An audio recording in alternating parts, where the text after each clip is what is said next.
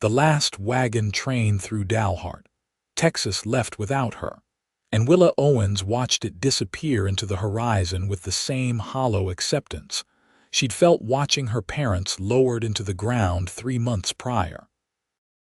The dust settled on Main Street, coating her already worn boots with another layer of grit, and she turned back toward the boarding house where she scrubbed floors 14 hours a day for a room the size of a closet and 2 meals that barely kept her standing.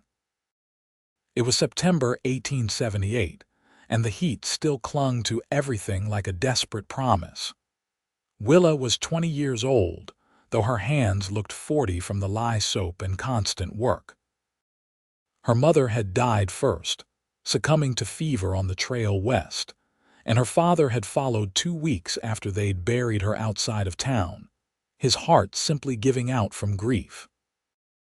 They'd spent every penny they had on the wagon and supplies, and when they died, it all went to pay the debts they'd accumulated during her mother's illness. She'd found work at Mrs. Henderson's boarding house within days. Work until she died. That was the plan now. That was all there could be. Women alone didn't have many choices, especially women without family or money. She'd work until her body gave out, just like her father's had, and maybe someone would be kind enough to bury her proper. The boarding house loomed ahead, its paint peeling in the relentless Texas sun. Willa pushed through the back door into the kitchen where the heat from the stove made the outside temperature feel cool by comparison. Mrs. Henderson stood at the counter, her face pinched in its permanent expression of dissatisfaction. "You're late," the older woman said without looking up from the potatoes she was peeling. "The wagon train was leaving. I stepped aside to let it pass. Don't care about your reasons. The floors upstairs need scrubbing, and Mr. Peterson in room 4 is complaining about his sheets again." Willa bit back the response that Mr. Peterson would complain if his sheets were woven from silk by angels. She simply nodded, collected her bucket and brush, and climbed the narrow stairs to begin the afternoon's work. Her knees ached from the morning's scrubbing, and her shoulders burned from carrying water, but she'd learned that acknowledging pain only made it worse. Better to disappear into the rhythm of work, let her mind drift somewhere far away while her body did what was necessary to survive. She was on her hands and knees in the hallway, scrubbing at a stain that might have been there since the building was constructed, when she heard boots on the stairs. Heavy, measured steps. Not the hurried gait of traveling salesmen or the shuffling of the retired railroad workers who occupied most of the rooms. "Excuse me, miss." The voice was deep, polite. Willa sat back on her heels and looked up, her wet hand still gripping the brush.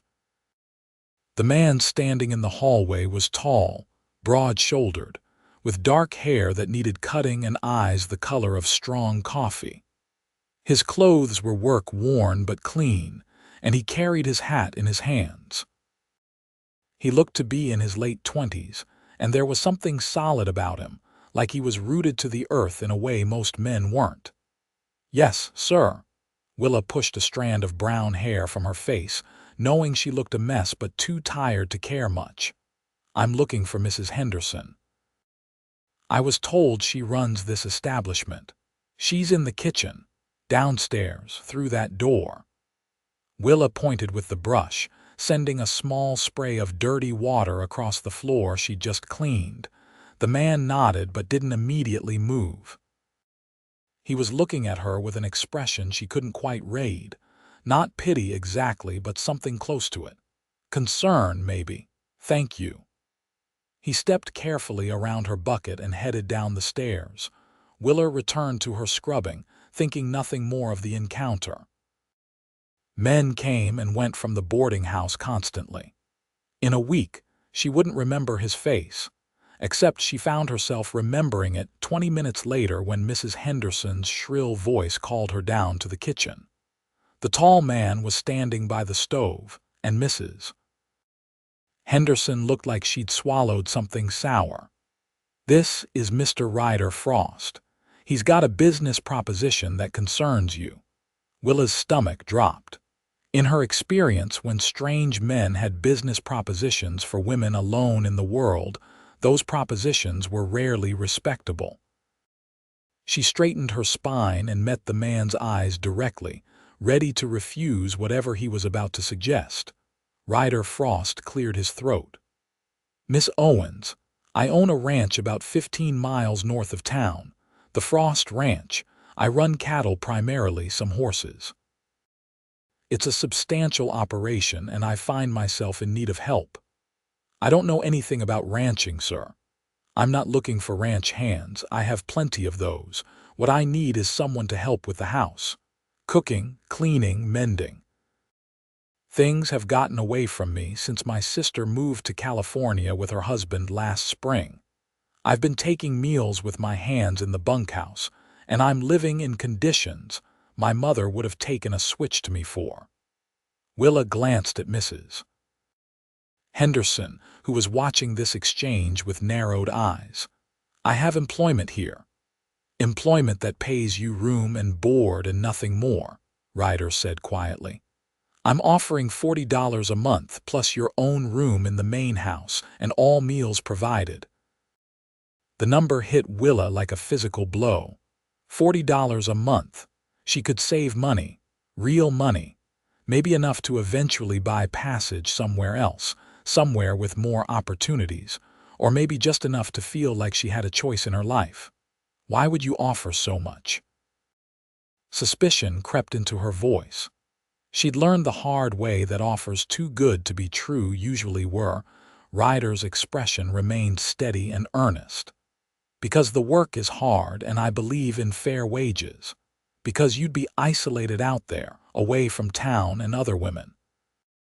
Because I need someone reliable, and Mrs. Henderson here tells me you're the hardest worker she's ever had." Willa's eyebrows rose as she looked at her current employer. Mrs. Henderson's mouth was pressed into a thin line. "I said you worked hard. Didn't say I wanted to lose you. But I suppose I can't stand in the way of better prospects." The older woman's tone suggested she very much wanted to do exactly that. "I'd want to see the place first," Willa heard herself say. "And I'd want your word that the arrangement is respectable." "Of course." Ryder's relief was visible. "I've got my wagon outside. If Mrs. Henderson can spare you for a few hours, I can take you out to the ranch now, and you can see everything before you decide. And as for respectability, I give you my word as a Christian man that you'd be treated with nothing but respect under my roof. You'd have your own room with a lock on the door, and my foreman's wife, Maria, lives in one of the ranch houses nearby. She'd be close enough to call on if you ever felt uncomfortable." Mrs. Henderson waved her hand dismissively. "Go on then. Don't expect to be paid for the time you're gone, though." Willa untied her apron, her heart beating faster than it had in months. This could be a mistake. This could be the worst decision of her life. But it could also be a chance, and chances were rarer than rain in West Texas. The ride to the Frost Ranch took just over an hour in Ryder's sturdy wagon. He drove in silence for the first part of the journey, and Willa was grateful for it. She needed time to observe him without the pressure of conversation. Needed to see if his hands were steady on the reins, if his jaw was tight with suppressed anger, if his eyes wandered to places they shouldn't. But Ryder Frost seemed exactly as he'd presented himself, calm and respectful, his attention on the road and the landscape. Finally, as they crested a small rise, he spoke. "I should tell you a bit about the ranch so you know what you're considering. I inherited the land from my father 5 years ago.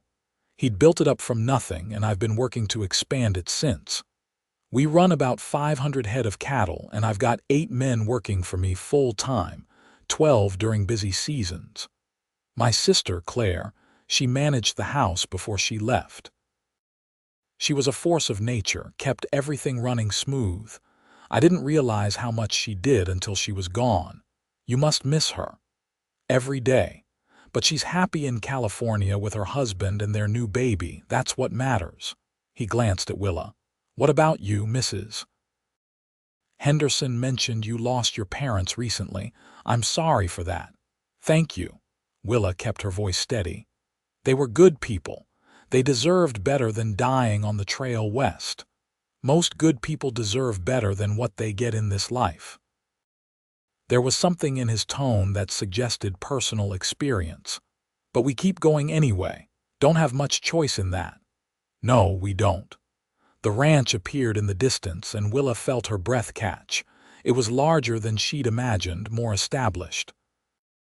The main house was 2 stories, painted white with a wide porch wrapping around at least 2 sides. There were several outbuildings, a large barn, corrals with horses, and further out, she could see cattle grazing on the grassland that seemed to stretch forever. "It's beautiful," she said without thinking. Ryder's face broke into the first real smile she'd seen from him. It transformed his features, made him look younger and almost boyish. "It is, isn't it?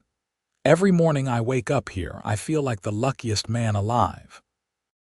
Even if my coffee tastes like boot leather because I can't brew it worth a damn."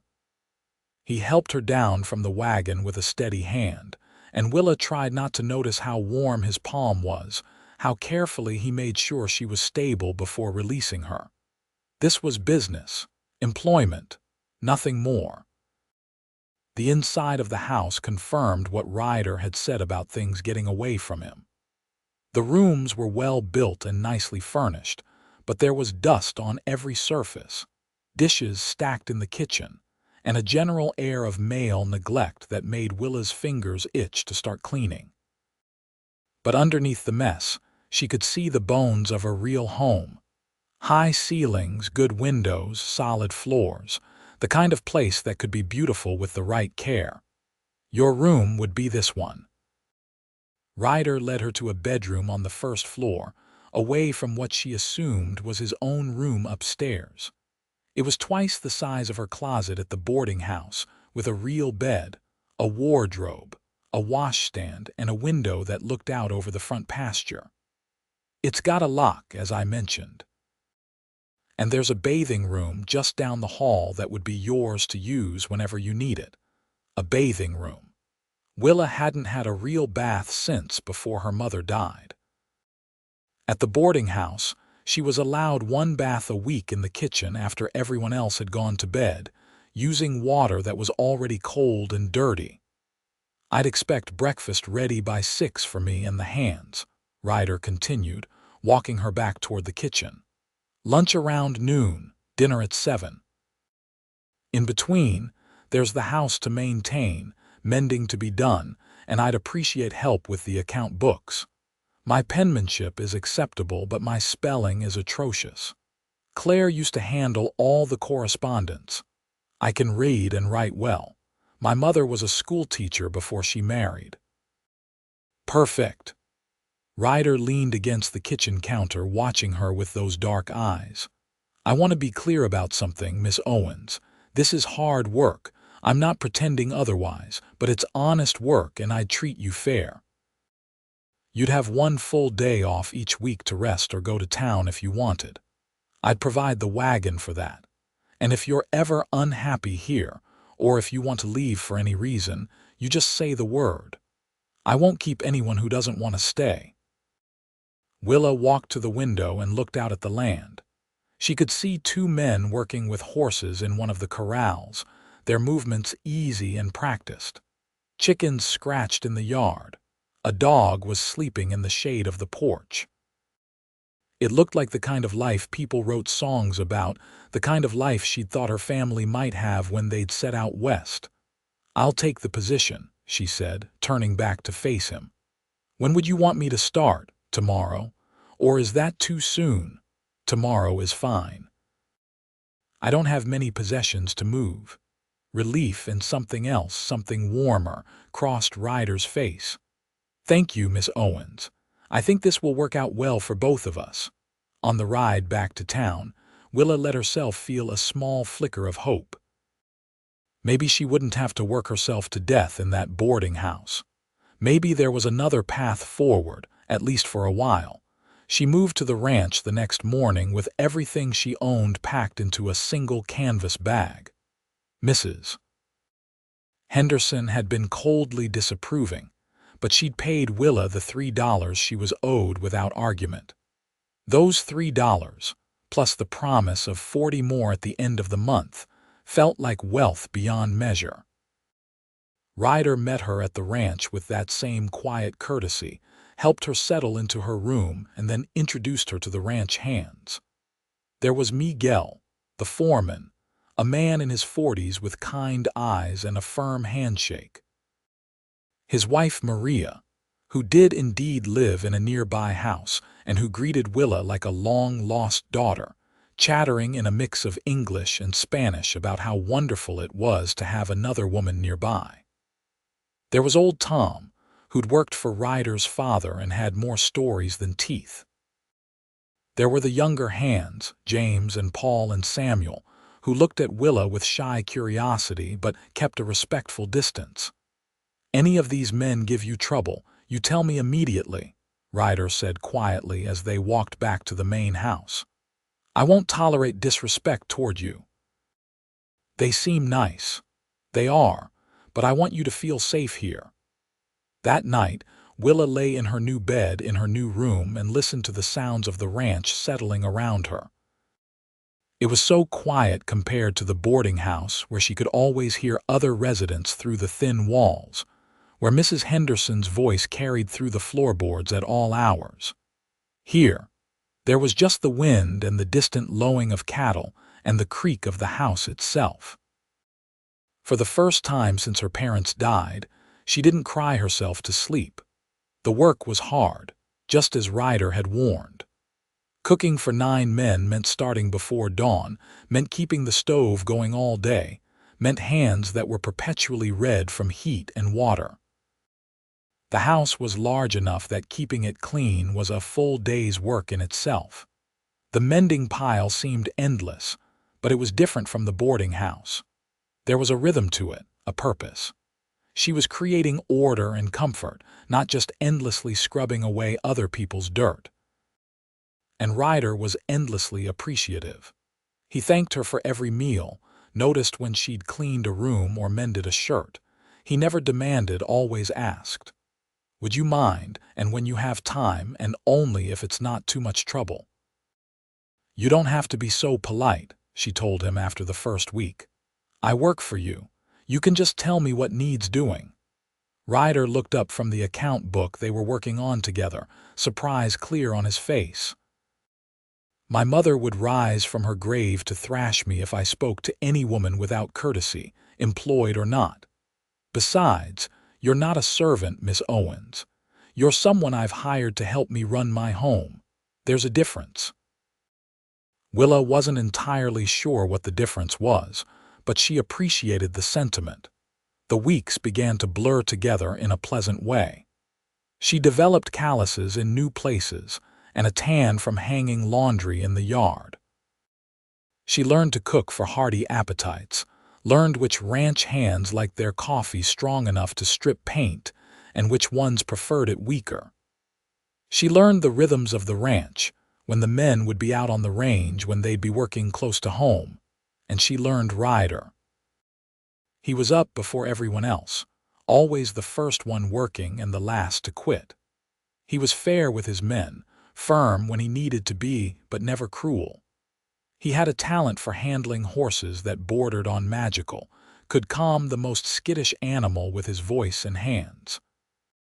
He read books in the evening, real literature that he'd order from catalogs, and sometimes he'd read passages aloud to her while she did mending if she was working in the front room. He was lonely. She could see it in the way his face lit up when she'd sit and talk with him after dinner, in the way he'd sometimes ride into town on her days off and return at the same time she did, claiming he'd just had errands to run. He never pushed, never presumed, but she could feel his hunger for companionship like a tangible thing. She understood it because she felt it too. October gave way to November, and the temperature finally began to drop. Willa had been at the ranch for 2 months, and she'd saved every penny of her wages except what she spent on a few necessities in town. $80. It was more money than she'd ever had in her life. She was mixing biscuit dough one morning when Ryder came in from the barn, his face tight with worry. "Is something wrong?" She wiped her hands on her apron. "Miguel's wife, Maria. She's fallen ill, some kind of fever. Miguel is beside himself, and I'm going to ride for the doctor in town. I just wanted to let you know I'd be gone most of the day. I should go sit with her. Maria's been so kind to me." Ryder hesitated. The house can wait. Maria's more important." Willa was already untying her apron. "I'll finish these biscuits for the men's breakfast and then go to her." Something shifted in Ryder's expression as he looked at her. Warmth, admiration, something deeper that made her heart skip. "Thank you, Willa. That would mean a great deal to Miguel and to me." He'd started using her first name a few weeks ago, and she'd started calling him Ryder instead of Mr. Frost. It had felt natural, inevitable, like water finding its level. She spent the day at Maria's bedside, cooling her fever with damp cloths and spooning water between her cracked lips. Miguel sat in the corner, his weathered hands clasped in prayer, his face haggard with fear. When Ryder returned with the doctor in the late afternoon, Willa had barely left Maria's side. The doctor examined his patient and declared it a bad fever but not typhoid or cholera. With rest and care, she should recover. The relief in the small house was palpable. "You should go rest," Ryder told Willa as the doctor prepared to leave.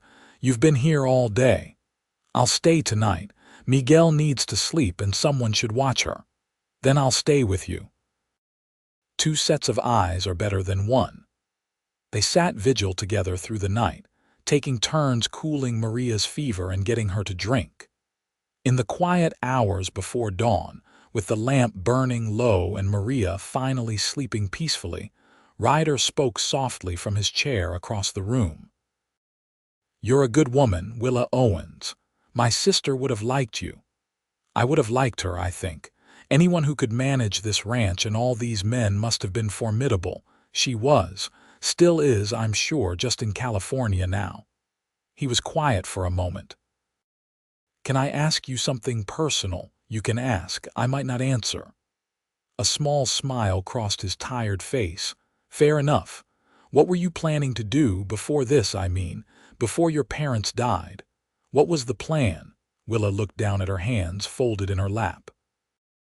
"There wasn't much of a plan. My father wanted to farm, somewhere with good land and water.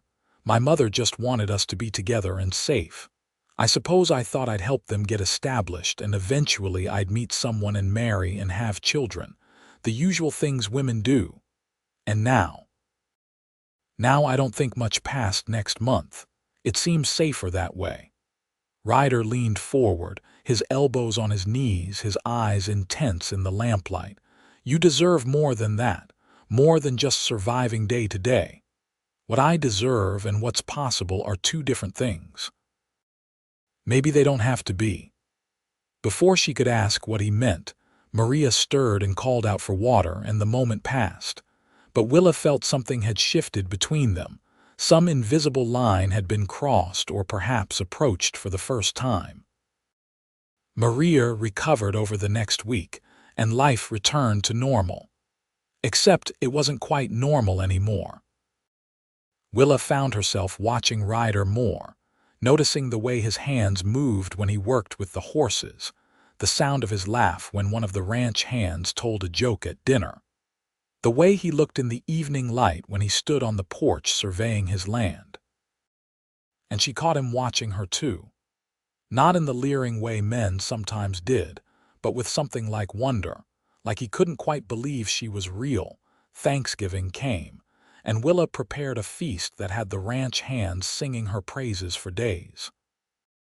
Ryder invited everyone to eat together at the big table in the dining room. and the house was full of laughter and warmth, and the kind of joy that comes from people who work hard together and respect each other. After everyone else had left and the dishes were washed and put away, Ryder found Willa on the front porch where she'd gone to cool down from the heat of the kitchen. "Thank you for today," he said, leaning against the porch railing beside her. "It felt like a real home in there." "It hasn't felt that way since Claire left, I'm glad.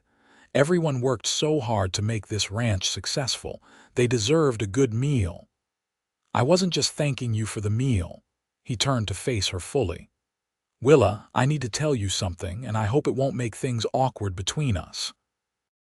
Her heart began to race. "What is it?" "I've developed feelings for you. Deep feelings. I think I started falling for you the day I saw you scrubbing that floor at the boarding house, looking so tired but so determined.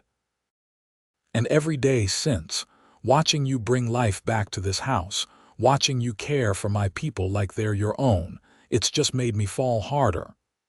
He held up his hand when she started to speak. "I'm not asking for anything. I know you've been through hell, and the last thing you need is your employer making unwanted advances. But I couldn't keep it inside anymore.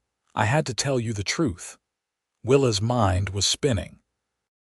She'd felt the pull between them, but she'd told herself it was just loneliness, just proximity, just the natural result of two people living in close quarters.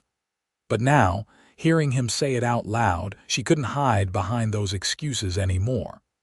"It's not unwanted," she whispered. "The feeling, I feel it too. I've been trying not to because it seemed complicated and possibly foolish, but I feel it." Ryder's expression transformed with hope. "Truly, truly." She took a shaky breath.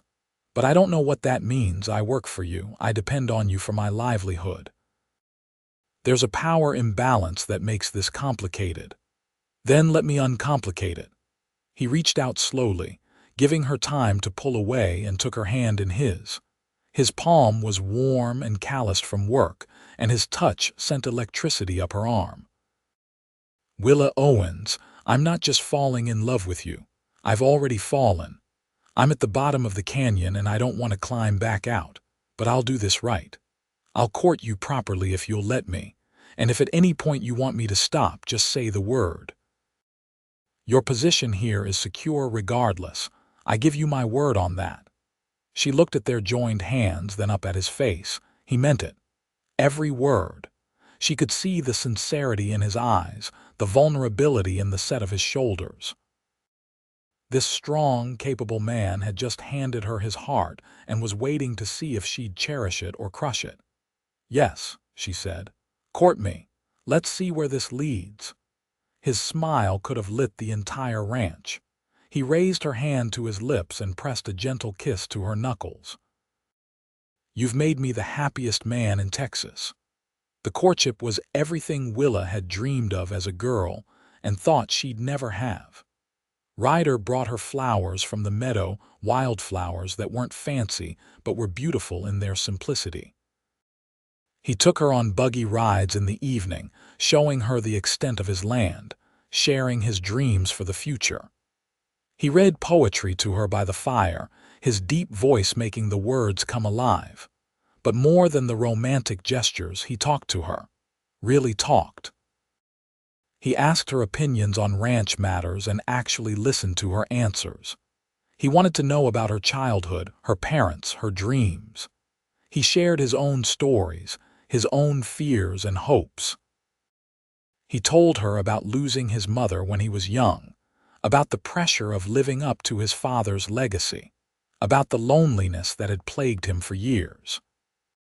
"I thought I was doing fine on my own," he told her one night in early December as they sat together in the front room, her mending in her lap and him pretending to read a book he hadn't turned a page of in 20 minutes. "I thought if I just worked hard enough, built the ranch big enough, I'd feel satisfied, but there was always this emptiness. And then you arrived and suddenly the house felt full. I felt full." Willa set down her mending. They'd been courting for 2 weeks, and the tension between them was building like a summer storm. She wanted more than hand-holding and chaste kisses on the cheek. She wanted to be in his arms, wanted to know what his lips felt like on hers. Ryder. He looked up at the sound of his name, and whatever he saw in her expression made him put down his book and cross to the sofa where she sat. He knelt in front of her, bringing them eye to eye. "Willa, kiss me." He cupped her face in his hands with such tenderness it made her throat tight. "Are you sure?" "I've never been more sure of anything." When his lips met hers, it was like coming home. The kiss was gentle at first, tentative, both of them learning the shape and taste of each other. But then Willa's hands came up to grip his shoulders and Ryder deepened the kiss, pulling her closer. It was perfect and terrifying and everything she'd hoped it would be. When they finally broke apart, both breathing hard, Ryder rested his forehead against hers. "Marry me," he whispered. "What?" He pulled back enough to look into her eyes. "I know it's fast. I know by all conventional standards I should wait longer. But Willa, I'm 30 years old and I've never felt this way about anyone. I don't need more time to know that I want to spend my life with you. Marry me. Be my wife. Let me take care of you for the rest of our days." Tears were streaming down her face before she even realized she was crying. "I expected to work until I died, to just keep going until my body gave out. I never thought I'd have this. A home, a man who loves me, a future that's something other than endless labor." "You'll rest in my care now," Ryder said fiercely, his thumbs wiping away her tears. "I promise you that. I'll work my fingers to the bone to make sure you never have to worry or want or feel alone again. Say yes, Willa. Please say yes." "Yes," she sobbed. "Yes, I'll marry you." He kissed her again, and this time there was joy in it, celebration. When he lifted her off the sofa and spun her around, she laughed, the sound foreign to her own ears. How long had it been since she'd laughed like that? They were married 2 weeks later in the small church in Dalhart. Miguel and Maria stood up with them, and all the ranch hands attended, cleaned up and wearing their best clothes. Willa wore a dress that Maria had helped her make from fabric Ryder had bought in town. It was simple, cream-colored cotton with lace at the collar, but Willa felt like a queen in it. The ceremony was short and sweet, and when the minister pronounced them man and wife, Ryder kissed her with such enthusiasm that the ranch hands hooted and hollered their approval. The wedding night was everything Willa had hoped and feared. She'd had the basic facts explained to her by her mother years ago, but knowing what would happen and experiencing it were vastly different things. Ryder was patient and gentle, taking his time, making sure she was comfortable.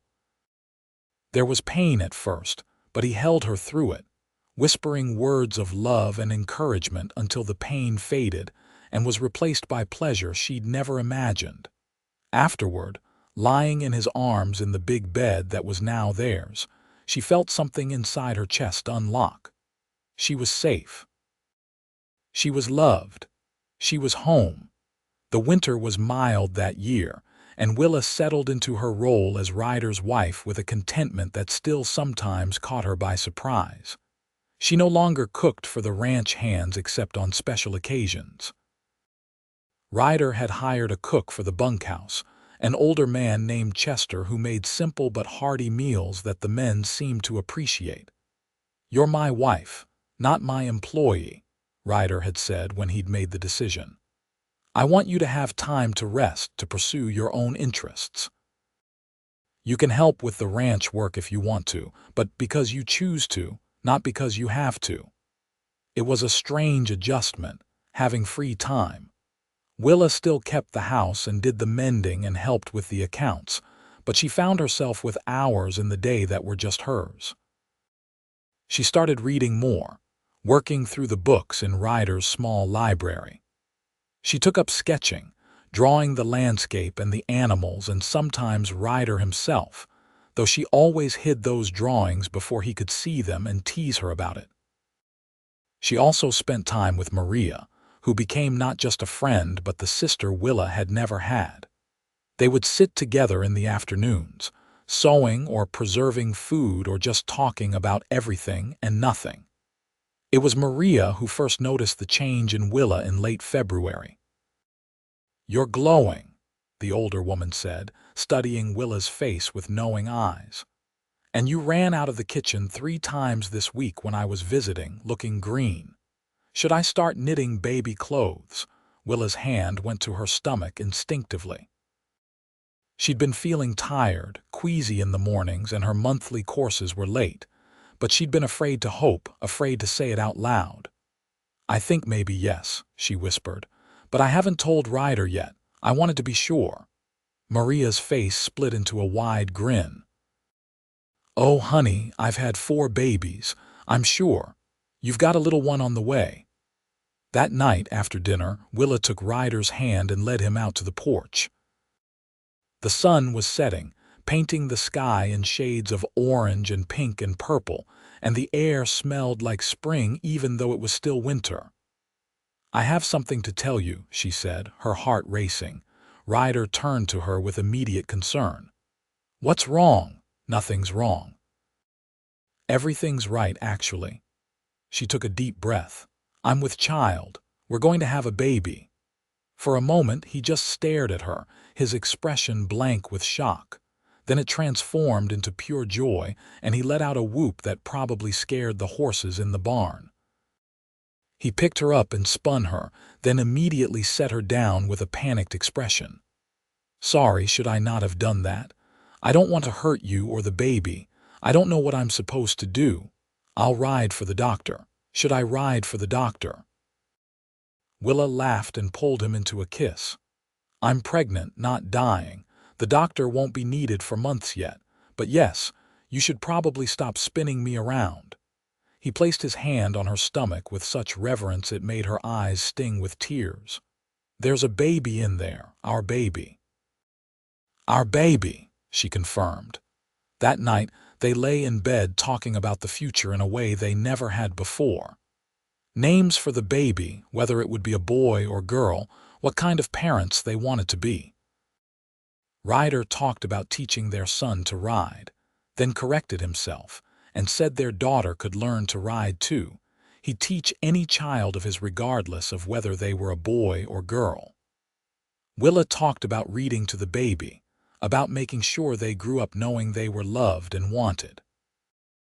"I'm going to take such good care of you both," Ryder promised, his hand still resting protectively on her stomach. "You'll want for nothing." "I already have everything I need," Willa said softly. "I have you." The pregnancy progressed smoothly through the spring. Willa's body changed, her belly growing round, and Ryder treated her like she was made of spun glass. He tried to do all the housework himself, until she finally had to sit him down and explain that she was pregnant, not incapacitated, and she'd go mad if he kept insisting she rest all the time. They compromised. She could do light work, but nothing that involved heavy lifting or long hours on her feet. Ryder hired a young woman from town, Ella, to come help with the heavier housework a few days a week. Willa bristled at first, feeling useless, but Ella was sweet and eager to learn, and eventually, Willa found herself enjoying having another woman around. In June, with the summer heat starting to build, Willa woke in the middle of the night with a cramping pain in her back. She lay still for a moment, trying to decide if it was serious or just the aches and pains that had become common in her 7th month. Then the pain intensified, wrapped around to her front, and she knew. "Ryder," she said, shaking his shoulder. "Wake up. It's time." He was up and moving before his eyes were fully open, pulling on his pants and boots, his hair sticking up in all directions.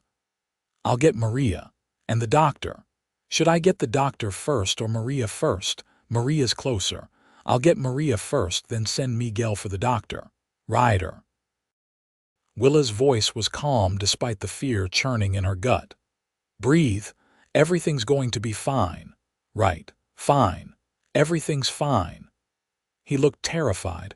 Maria arrived within minutes, calm and competent, and she took over with the ease of someone who'd attended many births. She got Willa settled, examined her, and declared that the baby was coming but that they had time. Miguel rode for the doctor, but the baby apparently had other plans. By the time the doctor arrived from town, sweating and flustered from the hard ride, Willa was holding her son in her arms. The birth had been hard, painful beyond anything she'd imagined, but the moment the baby cried and Maria placed him on Willa's chest, everything else faded away. He was perfect, tiny and red and angry at being pushed into the world, but perfect. Ryder stood beside the bed, tears streaming unashamedly down his face as he looked at his wife and child. When Maria had cleaned the baby and wrapped him in a soft blanket, she placed him in Ryder's arms. "You have a son," Willa said, her voice hoarse from screaming through the contractions. Ryder looked down at the baby, his expression one of absolute awe. "He's so small, I'm afraid I'll break him." "You won't," Maria assured him. "You're a natural. Look, he's already calming down for you." It was true. The baby, who'd been fussing, settled in his father's arms, his tiny face relaxing into sleep. "What should we name him?" Ryder asked, not taking his eyes off his son. They'd discussed names for months but had never settled on anything definite. Now, looking at the baby's face, Willa knew exactly what his name should be. "Thomas," she said. "After your father, Thomas Frost." Ryder looked up at her, his eyes bright with unshed tears. "Thomas, it's perfect, you're sure?" "I'm sure. Your father built this ranch, built a legacy. It's right that his grandson should carry his name." Little Thomas was a good baby, though Willa had no reference point to know what a bad baby would be like. He nursed well, slept in stretches of 3 or 4 hours, and seemed content to be passed around among the ranch hands who all treated him like he was made of precious crystal. Watching Ryder with their son was a revelation. This strong, capable man who could wrestle steers and break horses turned into a complete softy the moment Thomas was in his arms. He'd walk the floor with the baby for hours, singing trail songs in his off-key voice. He talked to Thomas like the infant could understand every word, explaining ranch business and pointing out different types of clouds, and telling him stories about his grandmother and grandfather. "You're going to spoil him," Willa said one evening, watching Ryder rock Thomas to sleep even though the baby was already out cold. "That's my right as his father," Ryder said without a trace of shame. "Besides, look at this face. How could anyone not spoil this face?" The first year of Thomas's life passed in a blur of sleepless nights and first smiles, and the pure joy of watching a child grow. Willa had never been so tired or so happy. The work she'd expected to do until she died had been replaced by the work of motherhood, which was harder in many ways but infinitely more rewarding. When Thomas was 18 months old and starting to walk, leaving destruction in his toddling wake, Willa discovered she was pregnant again. Ryder's reaction was the same mix of joy and panic. It had been the first time, and she loved him all the more for it. Their second child, a daughter they named Claire after Ryder's sister, arrived in the spring of 1881. She was smaller than Thomas had been, with a cap of dark hair and her father's eyes. Thomas was fascinated by his new sister, wanting to touch her constantly, and Willa had to watch him carefully to make sure his toddler affection didn't accidentally hurt the baby. Claire wrote from California that she was honored to have her niece named after her and promised to visit soon. She did make it out the following year, bringing her husband and their 2 children, and the ranch house was full of chaos and laughter for 2 wonderful weeks. "You look happy," Claire told Willa one afternoon as they watched their children play in the yard under the supervision of the men. "Genuinely happy. My brother chose well." "I'm the one who got lucky," Willa said. I thought my life was over when my parents died. I thought I'd just work until I couldn't anymore. But Ryder, he gave me everything. A home, a family, a future. I wake up every morning grateful. He feels the same way about you. He writes me every month, and every letter is full of Willa this and Willa that. You saved him from a lonely life, from becoming so focused on work that he forgot to live. Willa watched Ryder as he walked around the yard with little Claire in his arms, pointing out birds and flowers to her, even though she was too young to understand.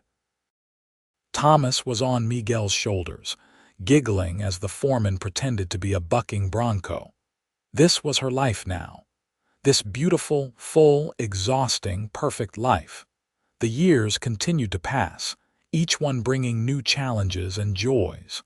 The ranch grew and prospered under Ryder's management. They added another section of land, increased the herd, built new outbuildings. Thomas grew from a toddler into a boy who was clearly going to be as tall as his father, and he took to ranch life like he was born to it.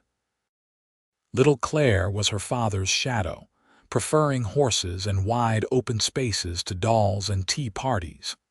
In 1884, Willa gave birth to their third child, another boy they named Henry.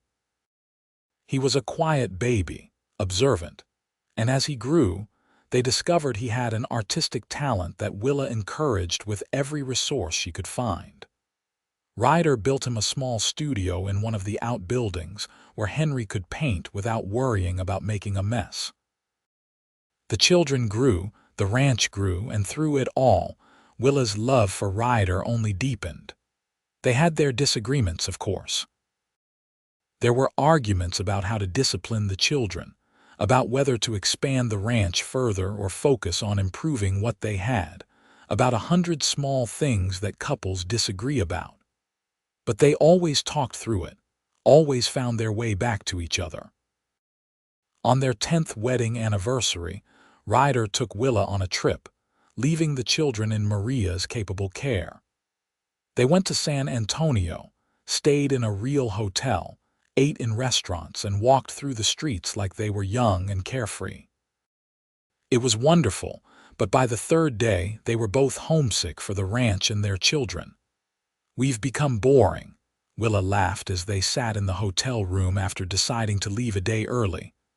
"We're on a romantic trip, and all we want to do is go home." "I've never found boring to be such a blessing," Ryder said, pulling her into his arms. "Do you remember what you said to me the night I proposed, that you expected to work until you died?" "I remember. And I told you that you'd rest in my care. Have I kept that promise?" Willa thought about her life. She still worked hard. Raising children and running a household was never easy. But it was work she chose, work she loved. She had time to read, to sketch, to simply sit on the porch and watch the sunset. She had a partner who cherished her, children who adored her, friends who supported her. She had rest for her soul, even when her body was tired. "You've kept every promise you ever made to me," she said, kissing him softly. "And I promise to love you for the rest of my life." Their fourth and final child arrived in 1887, another daughter they named Rose. By then, Thomas was 8 and already helping with the ranch work. Claire was 6 and could ride as well as many of the hands, and Henry was 3 and covering every surface he could reach with his artwork. Rose's birth was harder than the others. Willa was older now, 33, and her body didn't bounce back as quickly. There were complications, bleeding that scared both her and the doctor. When it was over, and both mother and baby were declared healthy, the doctor took Ryder aside and suggested that 4 children were probably enough. Ryder agreed without hesitation. He'd almost lost Willa, and no amount of children was worth risking her life again. But Rose thrived, a sunny-natured child who seemed to find joy in everything. And Willa recovered, though it took longer than it had with the other babies. Ryder was endlessly patient, taking on more of the childcare duties, hiring more help for the house, doing everything he could to make sure she had time to heal.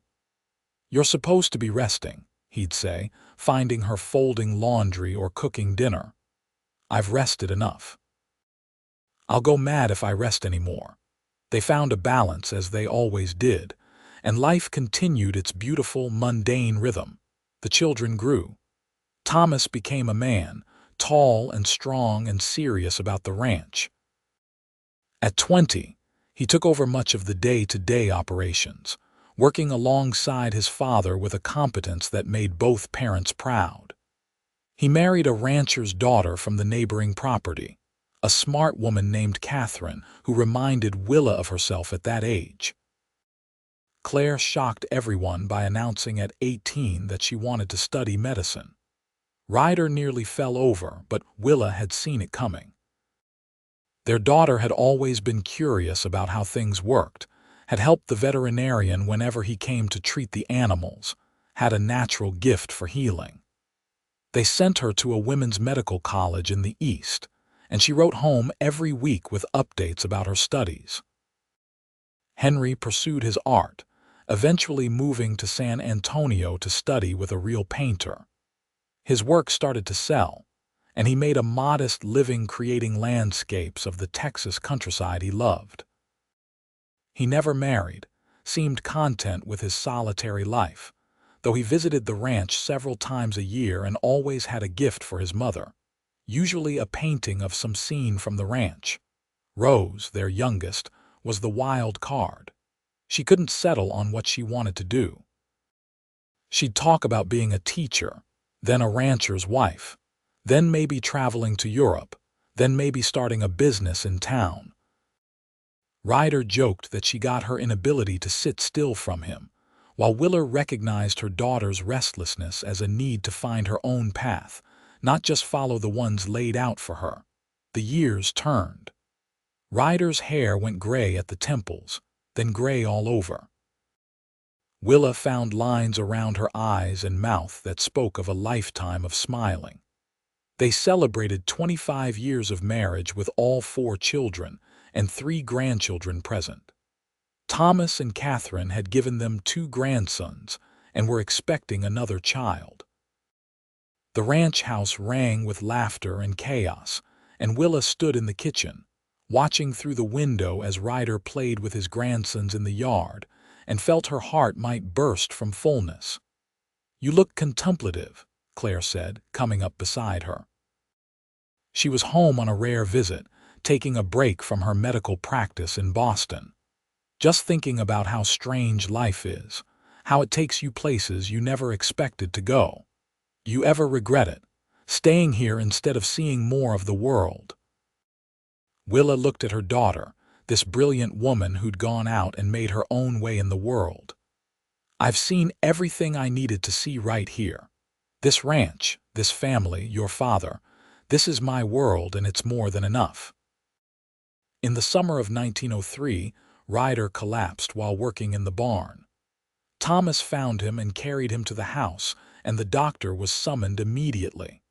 His heart, the doctor said, it was giving out. There was nothing to be done but make him comfortable and wait. Willa refused to accept it at first. Ryder was only 55.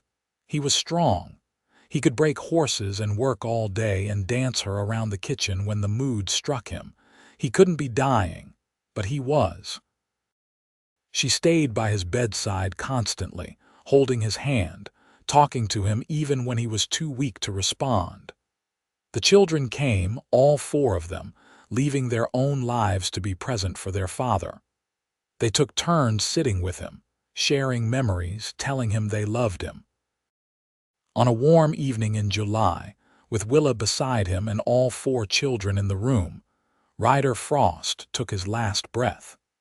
He went peacefully, no pain in his expression, and Willa knew with certainty that his last sight had been of her face and the faces of the children they'd created together.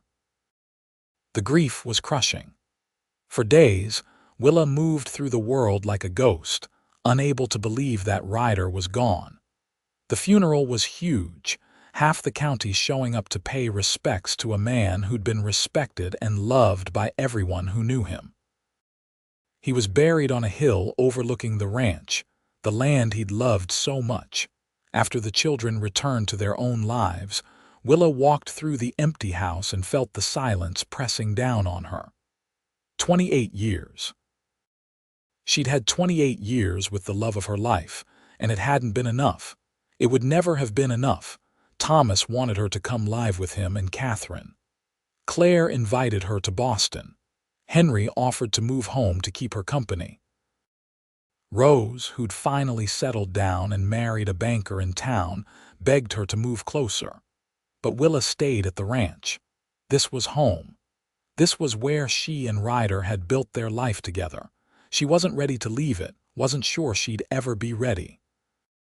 As the months passed, the sharp edge of grief dulled into a persistent ache. She learned to live with Ryder's absence the way she'd learned to live with everything else in her life, by putting one foot in front of the other and continuing on. She helped Thomas run the ranch, though he was more than capable of doing it himself. She spent time with her grandchildren, teaching them to read and telling them stories about their grandfather. She sketched and read and kept the house the way Ryder had liked it. On what would have been their 30th wedding anniversary, Willa walked to Ryder's grave on the hill and sat beside the headstone. The wind was blowing, carrying the scent of grass and cattle and all the things that made the ranch what it was. "I miss you," she said to the stone. "Every day I miss you. But you kept your promise. I never had to work myself to death. I got to rest in your care. I got to be loved and cherished. I got to have a family and a home and a life I never dreamed possible. So thank you, Ryder Frost.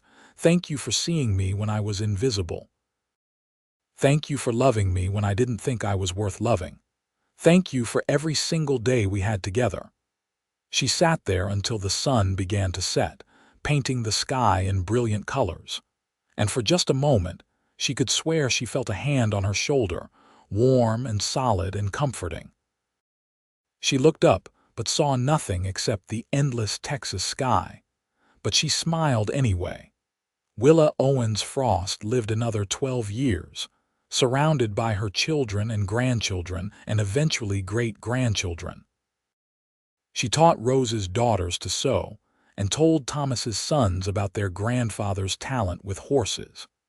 She watched Claire become one of the most respected doctors in Boston, and Henry's paintings hang in galleries across the country. When she died peacefully in her sleep at the age of 67, she was buried beside Ryder on the hill overlooking the ranch. The headstone read, "Willa Owens Frost, beloved wife, mother, and grandmother. She found rest and love in this place." The ranch stayed in the Frost family for generations. Thomas passed it to his son, who passed it to his daughter, and on and on. And every member of the family knew the story of how it had all started with a lonely rancher and a woman scrubbing floors who'd expected to work until she died, until he'd promised her rest and given her love instead. In the main house, now updated with modern conveniences but still recognizable as the home Ryder had built, there hung a painting in the front room. Henry had created it years ago, and it showed a younger Willa and Ryder standing on the porch, their arms around each other, looking out over the land. The love between them was evident in every brushstroke, in the way they leaned toward each other, in the contentment on their faces. Underneath, the painting was a small plaque that simply read, "This is where it all began." And for every Frost who stood in that room and looked at that painting, it was a reminder that sometimes the most beautiful lives come from the most unexpected beginnings, and that love, real love, could transform everything. The end.